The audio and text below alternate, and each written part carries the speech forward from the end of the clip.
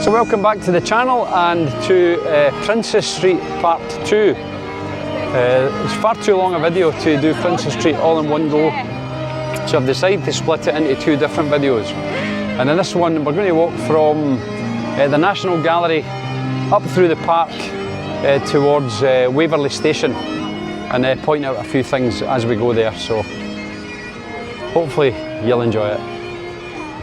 Let's go.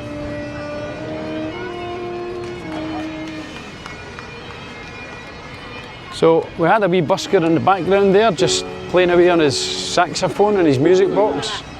So he's just about to start again. The buskers everywhere. And this is a fantastic park to come and while away an hour when the weather's nice. Now it looks right onto the National Galleries of Scotland here. So again, there's some restaurants there, there's the National Gallery if you fancy doing a bit of art culture, have a wander around there. It really is a beautiful park. I've got to say we're probably capturing it at its best when the weather's so nice, because when you come here on a crappy wet day and it's windy, it's just not so nice. But today it's really, really nice. So we've got a wee Italian ice cream stall there and it sells fish and chips too.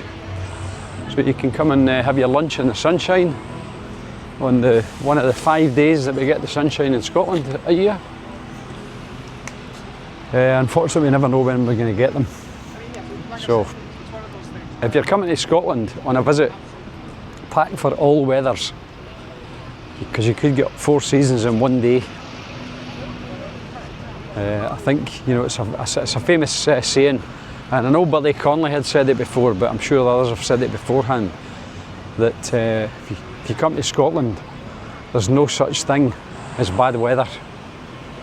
There's only the wrong clothes. So make sure you pack accordingly. So yeah, just continue to walk along the park here. The train runs along here between Waverley and Haymarket. Where we started the first part of this video was along at the West End, and Haymarket Station is just further along there. But you know, it just really is a beautiful place to come and soak up the sights. Edinburgh's hard to beat, it is a beautiful city.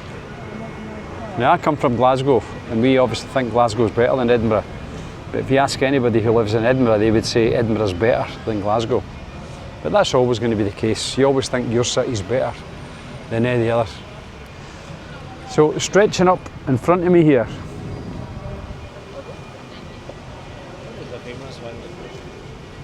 is the Scott Monument.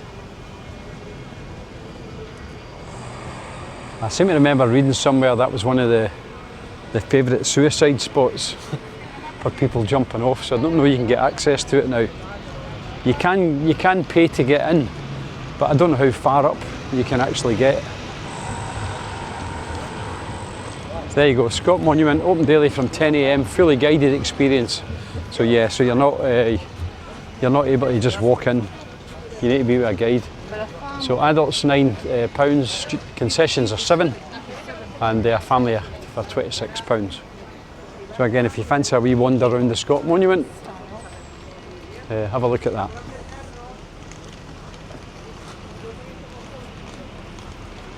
So just on the other side of the road there, that's the old Waverley Hotel, which I believe is still trading as a hotel, but because you're right in the heart of tourist areas now, you're going to pay handsomely to stay in there.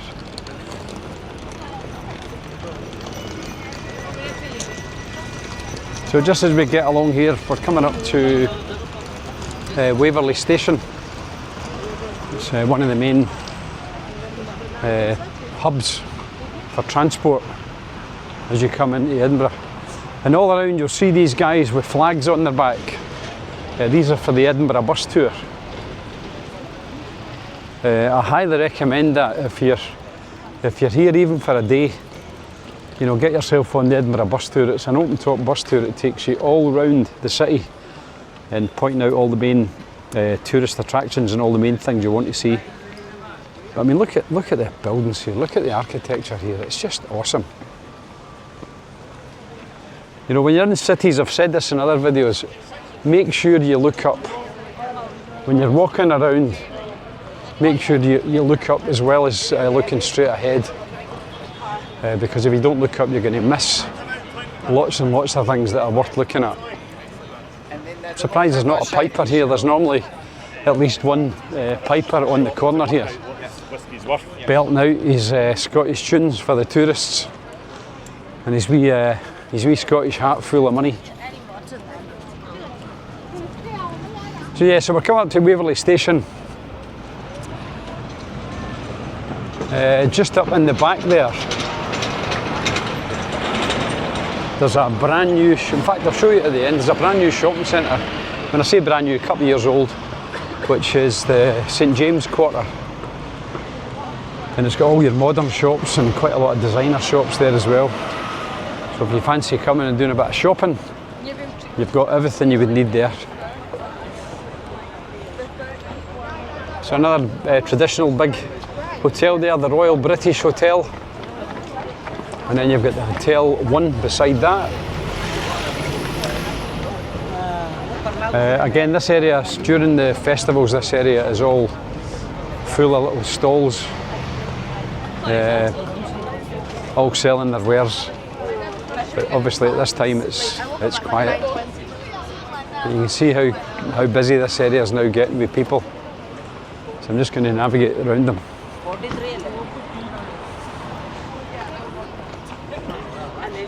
So just coming up on my right, it's Waverley Station obviously here, but it's one of the main meeting points, well used both historically and nowadays, is this point here, the entrance to Waverley Station.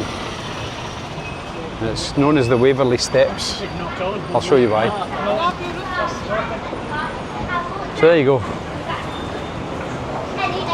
So if you're ever meeting anyone in Edinburgh, there's a good possibility that if you're coming from different areas into Edinburgh, someone will suggest meeting at the Waverley Steps, and this is the Waverley Steps. It's a big old train station. I'm not going to get into that in this video.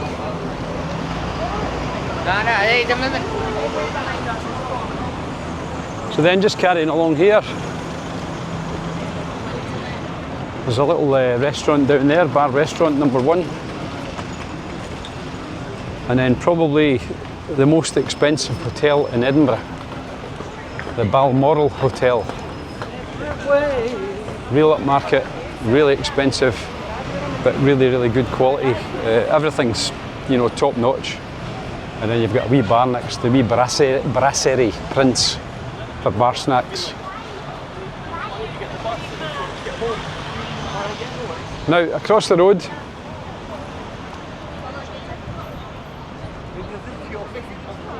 we've got the National Records of Scotland's office. I did a bit of family tree digging a few years ago and spent some time in there.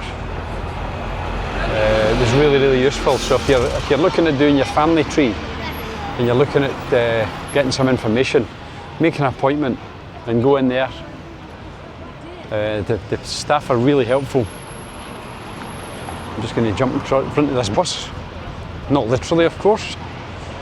So National Records of Scotland. Now when you come up to the outside here, I'll just show you here if you're interested, because a lot of you might have some Scottish history. So welcome Scotland's People Centre, so your little QR code here. I wonder if that would work in the video. I wonder if you could, if I just hold this here, could your phone give you access to this site from there? Let me know in the comments. So for information, scan the QR code. There's a display about the first panorama, and then you've got the historical and digital archive search rooms. So 800 years of Scotland's historical archives. And again, come inside for further info or scan the QR code.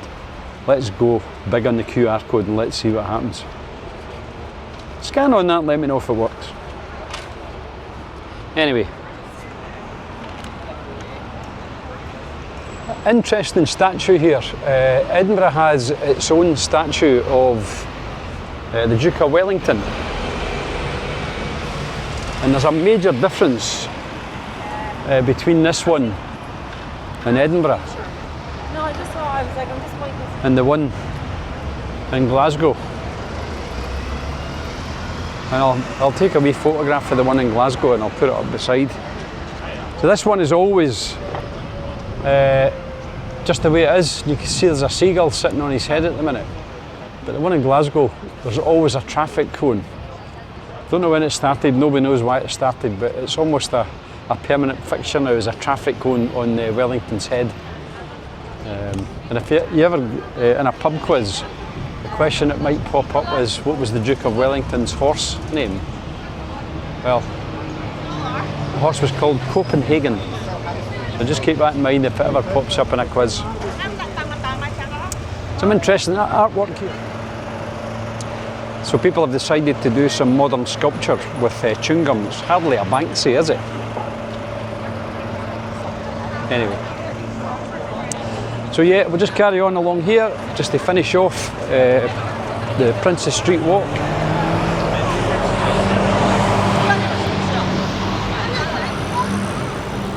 So just up there in the distance, we walk round these buses. Let this bus get past.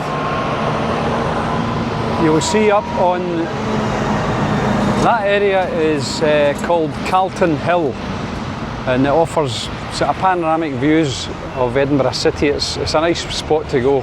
I don't know if I'm going to manage it on this trip, but if I get up there, I'll manage to do a wee video. So yeah, so that's the Nelson Monument, and as far as I remember, it's a monument to commemorate Admiral Nelson's victory at the Battle of Trafalgar. And then just next to that, which you won't really see in this video, just on the left in the corner, I'll maybe try and put an arrow on it, is the National Monument of Scotland. And it looks like part of an old Greek temple, but I think that was put up to commemorate the soldiers and sailors that died in the Napoleonic Wars. It was built up there, so if you know more about it, let me know.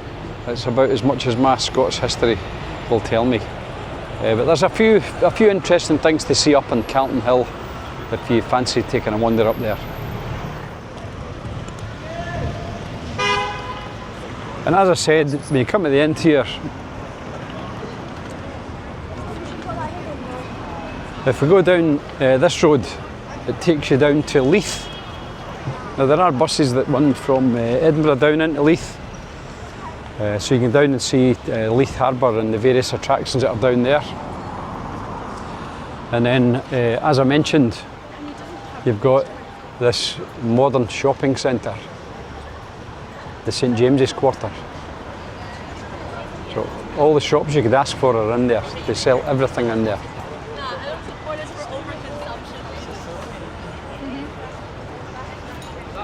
So there you go. That's part 2 of the Princes Street video. I hope you found that interesting. It was far too long just to put in one video, so that's why I've decided to split it into 2. So as always, thanks for watching. Please make sure you subscribe to get an alert on future videos. Click on the wee like button and look out for a few more videos of Edinburgh. So I hope you enjoyed that, and we'll see you all on the next video. Bye now.